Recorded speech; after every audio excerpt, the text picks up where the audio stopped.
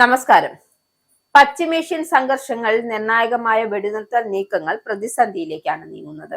തെക്കൻ ലെബനോണിൽ ആക്രമണം അവസാനിപ്പിക്കണമെന്ന നിർദ്ദേശം ഇസ്രയേൽ തള്ളിയതോടെയാണ് മേഖലയിൽ വീണ്ടും യുദ്ധഭീതി നിഴലിക്കുന്നത്.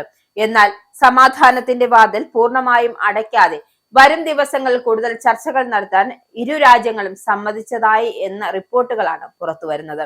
അതേസമയം ഇറാനുമായുള്ള ബന്ധം കൂടുതൽ വഷളാകാതിരിക്കാൻ വൈസ് പ്രസിഡന്റ് JD വാൻസിന്റെ നേതൃത്വത്തിൽ രണ്ടാം വട്ട ചർച്ചകൾക്ക് കളമൊരുങ്ങുകയാണ്.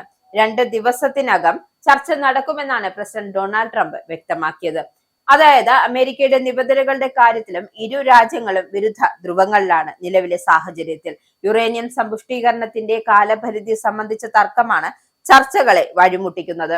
5 വർഷത്തെ സാവകാശം ഇറാൻ ആവശ്യപ്പെടുമ്പോൾ 20 വർഷത്തേക്ക് നിയന്ത്രണം വേണമെന്ന കടുത്ത നിലപാടിലാണ് അമേരിക്ക മുന്നോട്ട് വെക്കുന്നത്. ഹോർമോസ് കടലിടുക്കിലെ ഉപരോധം നീക്കണമെന്ന്, യുറേനിയം പ്ലാന്റുകൾ നശിപ്പിക്കണമെന്നും അമേരിക്കൻ ഭരണകൂടം കർശന നിർദ്ദേശം നൽകിയിട്ടുണ്ട്. അമേരിക്കയുടെ കരുത്തുറ്റ നിലപാടുകളെ തുടർന്ന് ഹോർമോസ് വഴിയുള്ള കപ്പൽ ഗതാഗതം പൂർണ്ണമായും നിലച്ചതായാണ് റിപ്പോർട്ടുകൾ. 6 ചരക്കു കപ്പലുകൾ ഇറാനിയൻ തുറമുഖങ്ങളിൽ നിന്നും മടങ്ങിയതായി US സെൻട്രൽ കമാൻഡർ അറിയിച്ചു.